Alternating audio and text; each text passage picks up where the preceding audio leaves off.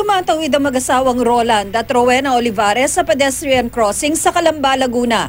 Nang nasa gitna na, huminto sila habang naghihintay ng pagkakataong tuluyang makatawid. Maya-maya pa, nahagip sila ng rider na dumaan sa kanilang likod.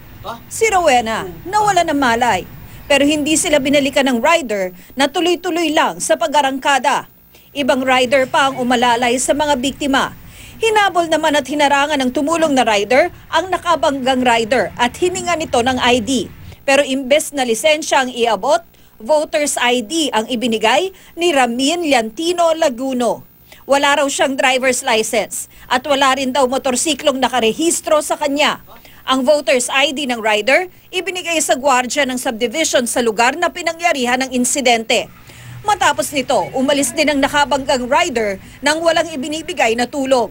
Sinubukan ng mga biktimang kausapin ng nakabangga sa pamamagitan ng Facebook, pero hindi raw sila sinasagot nito. Hinihintay namin na makikipag-ayos siya sa amin o makikipagtulungan sa pagpapagamot sa amin. Ngayon po, napilitan na po kami isampa yung kaso laban sa kanya kasi hindi naman po siya nakikipag-cooperate sa amin. Makapagkita siya sa amin para mapag-usapan. Pag-usapan po kung ano yung Dapat. Patuloy ngayong inaalam kung nasaan ang nakabanggang rider. Dahil kapos sa pera, si Roland lang ang nakapagpa-x-ray.